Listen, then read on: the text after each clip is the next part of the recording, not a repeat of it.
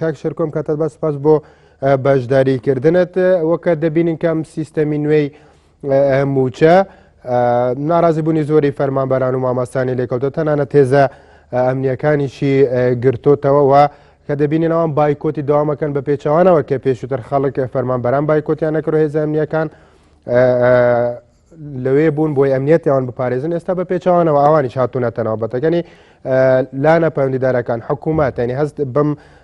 مەترسیێناکە مە تا چەند مەترسی و کاریگەری خراپی هەیە کە هێزە ئەمنیەکانیش بێنە ناوخۆ پیشاندەرەوە. بەناوی خۆی بەخشندە و میهرەبان دیارە بێگومان هەڵەکان کاتێک کە کەڵەکە بێ ئەگاتە دۆخێکی وا کە جار بە دوای جار ئەعرازی دەربڕینی ئەو ناڕەزایەتیە بە شێوازێک لە شێوازەکان بگۆڕێەوە لە جۆری بایکۆتکردنی جیاوازەوە لە فەرمانگە جیاوازەکانەوە تاوەکو گەیشتە ئەمڕۆکە ئەو برا پۆلیسانە ئاوە هاتوونەتە سەرشەقام کە مافی خۆیانە بە شێوازێکی مەدەنی داوای مافی خۆیان بکەن لە مەسلەی موچە و گیانەکردنەوەیان لە دامدەستگاکانی تر کە ئێمە هەر لە سەرەتاوە داوای ئەوەمان کردووە وەسەلمان دوومانە بە ژمارە کە مەسلەی دەستبردن بۆ فەرمانبەران و موچەی فەرمانبەران پلە باڵەکان هەرچێکی لێکرێ بالەی بکرێت کەم بکرێتەوە داخوازی خۆمانە و چەند ساڵێکە داوای ئەەکەین بەڵام خوارد لە باڵاکان بەڕاستی نابێ بە هیچ شێوەیەک دەستکاری بکرێت ئەوە هەڵەیەکی گەورەیە وتومانە بە فەرمی وتومانە لە کۆبوونەوەی وتومانە بە بەیاننامە وتومانە فراکسیۆنە جاوازەکان وتووە بە حکوومەتمان وتووە بە پرسەکانمان وتووە بەیاننامەمان لەسەر دەرکردو وەکو فراکسیۆن وەکو پەرلەمانتار یعنی ئەوەی کە گرنگە لێرە ئەوەیە کە بیڵێن ئێمە ئێستا کاتێک ژمارەکانی حکوومەت خۆی بەکارهێنین ژمارەکان شتی ترمان پێ ئەڵێن یعنی دۆخی ئیدارەکردنی داهات و دارایی بەڕاستی لە دۆخێکی واش لەژاوە کە ئێمەش ناتوانین جوابێکی مقنع بدەینەوە بەو برا پۆلیسانە و بەو کەسانەی کە هاتوون خۆپشاندانەکەن بە شێوازێکی مەدەنی لە هەرێمی کوردستانە. حەزەکەمە کە دەرفەتم بدەیت چەند ڕقەمێک هەیە عەرزی بکەم بۆ ئەوەی کە یعنی هەموو لایەک ئاگادار بێت لەوەی کە ئەم پرسیارە پێویستە حکوومەتی هەرێمی کوردستان ڕوونی بکاتەوە میدیای حکوومەت ئیعلامیەکانی حکوومەت ئەوانەی کە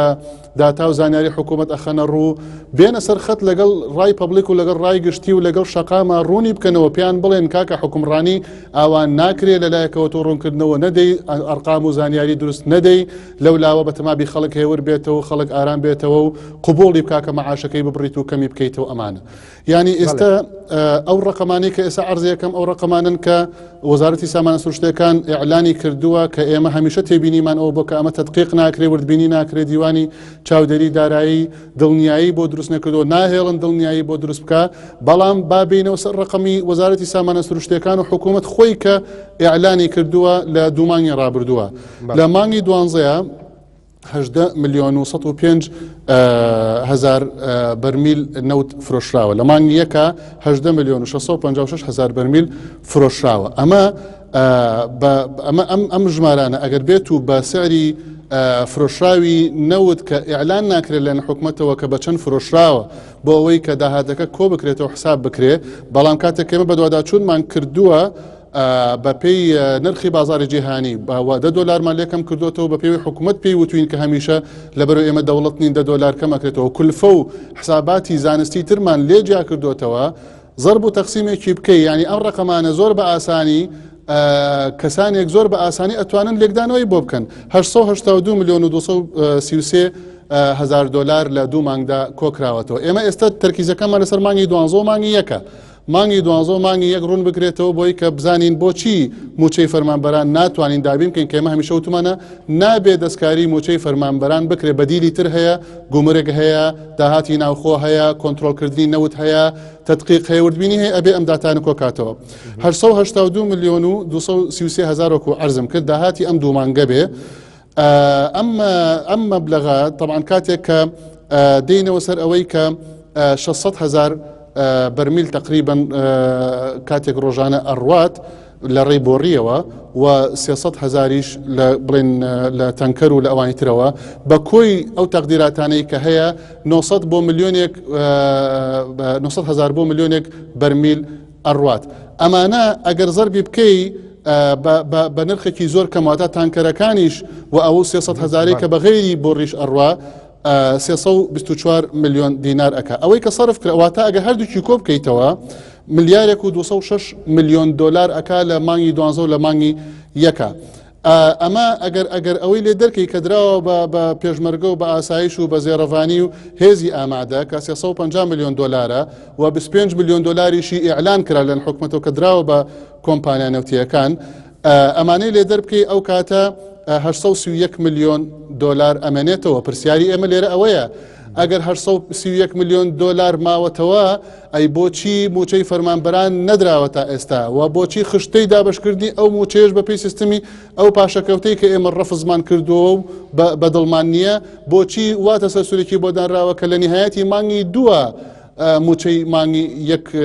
ئەدرێ بە پێی ئەو تعبیر ئەو سیستمەی کە حکوومەت بەکاری هێناوە. پرسیارە جدیەکە لێرە ئەوەیە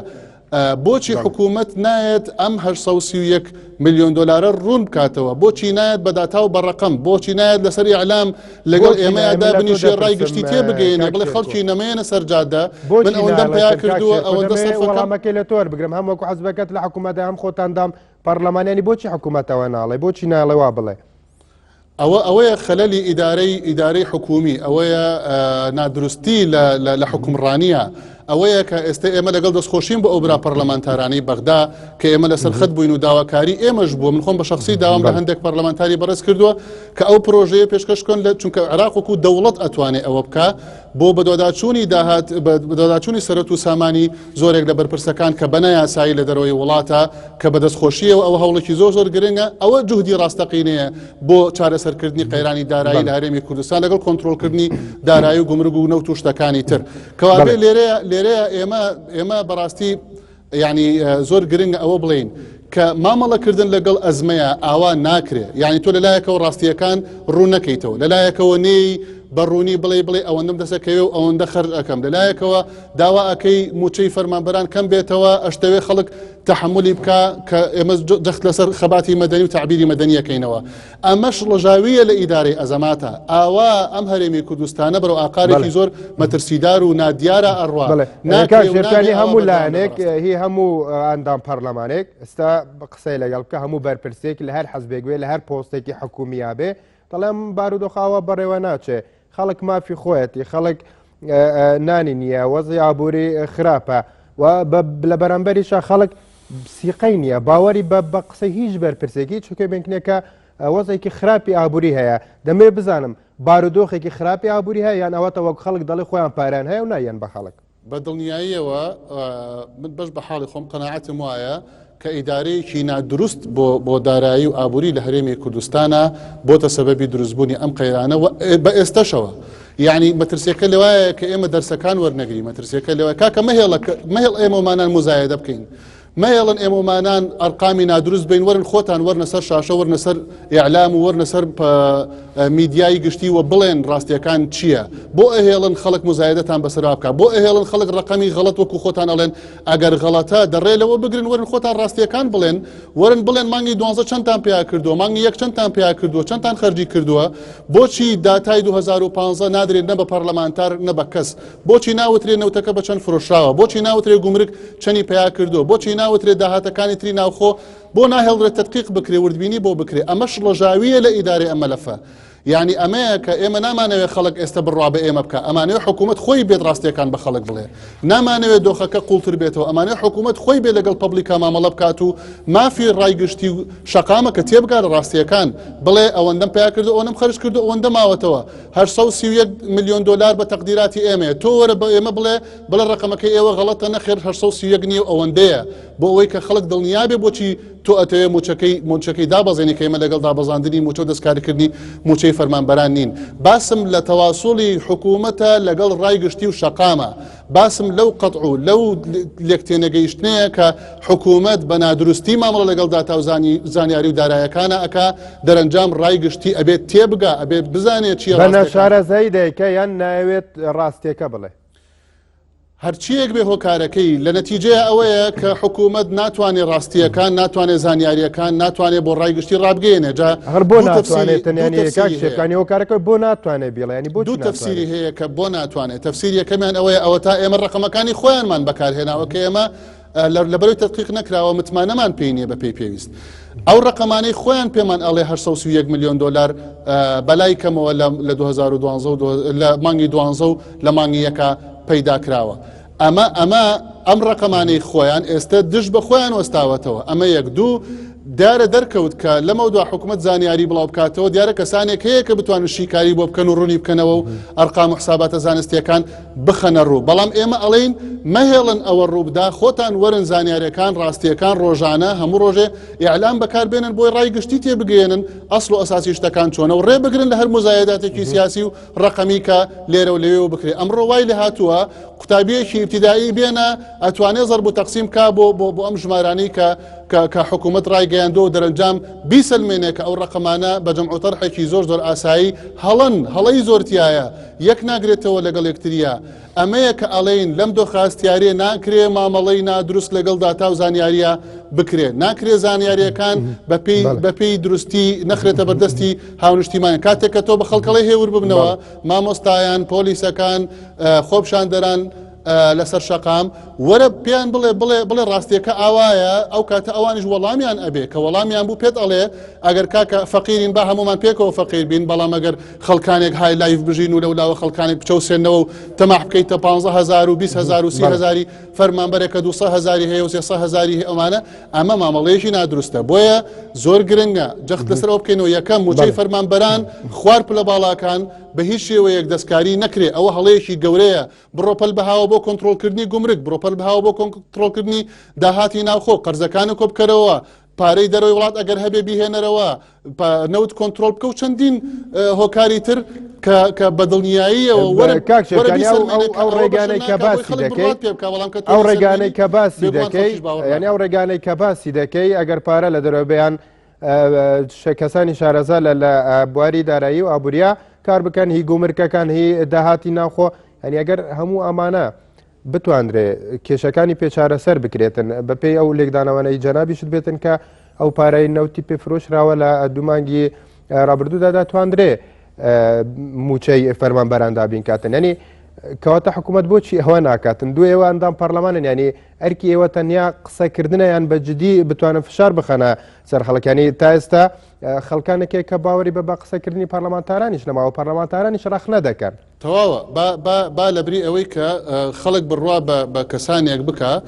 با حکوومەت خۆی بێت ڕاستیەکان بە خەڵک بڵێ داواکاریەکەی ئێمە ئەوەیە مەهێڵن ئێمەمانانیش بینە سەر شاشە و ڕقم بڵێن و زانیاری بڵێ خۆتان وەرن ڕاستیەکە بڵێن خۆتان وەرن حقیقەتەکە بە خەڵک بڵێن خۆتان وەرن ڕای گشتی تێبگەێنن بەڵام کاتێک کە تۆ نایکەیت حکوومەت نایکە کاتێک کە زانیاریەکان تەعاڕوزەکەن لەگەڵ یەکتری لەولاوە ئێمە وەکو نوێنەرانی خەڵک ئەرکی سەرشانمانە کە ڕاستیەکان ڕوون بکەینەوە کۆبوونەوەمان بەجێ نەهێشتووە دەرفەتمان بەجێ نەهێشتووە کە بان کرابین کە لە نزیکەوە پیان بڵین کاکە ئەمانە خەلەلن ئەمانە ئەبێ ڕاست بکرێنەوە هەموو دەرفەتێکمان گرتوۆتە بەر بۆ ئەوەی کە ڕاستی بکەینەوە ئێستش ئەمانەوێ ئەم دۆخەلەوە زیاتر تێک نەچێ ئارامی هەرێمی کوردستان تێک نەچێ ئەمانەوێ بە خەباتی مەدەنی و بە شێوازی مەدەنی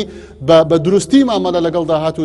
زانیاری هەرێمی کوردستانە بکرێ بۆیە ئاوادین هاوارمان لێ هەڵەستێت و ئەمانەوێ حکوومەتی هەرێمی کوردستانە و هەڵانە دووبارە نەکاتەوە بۆیە ئێستا زۆر گرنگە حکوومەتی هەرێمی کوردستان بێت لە ڕووی ئەعلامیەوە بێت داهاتی مانگی 12 و مانگی 1 تەسفیە بکە لەگەڵ خەڵکە و ئەگەر کەسانێک هەبێ ڕخنیان لێ بگرێ وکو ئێمەمانان بێن لەسەر شاشە و لێ ئەعلامە ئێمە ڕخنەکانیان ئاراستە بکەین و ئەوان بۆ ڕای گشتی ڕوون بکەنەوە نەک ئەوەی کە کەسێک بێ مزایدە بکات دۆخەکە تەحملی مزایداتی سیاسی و مزایداتی تر ناکە بۆیە ئەبێ حکوومەت بە دروستی مامەڵە لەگەڵ ئیدارەی ئەم ئەزمەیە بکاکە لە هەرێمی کوردستانە هەیە نەک ئەوەی کە لەگەڵ ئەوەی کە قەیرانەکان کەڵەکە بووە ئیدارەکردنی ئەزمەکەش بە شێوازێکی نادروست بکرێت دەرەنجام ئاوا تووشی ئەم حاڵەتە بین کە ئەمڕۆ پۆلیس و فەرمانبەران و دنیا هەمووی لە هەرێمی کوردستانە وروژاوە و نیگەرانە بەرامبەر بەم دۆخە سەختەی کە لە هەرێمی کوردستانە هەیە بەڵێ دکتۆر شێرکۆ جودەت ئەندامی پەرلەمێنتۆی سپاس ji bo beşdarîkirina te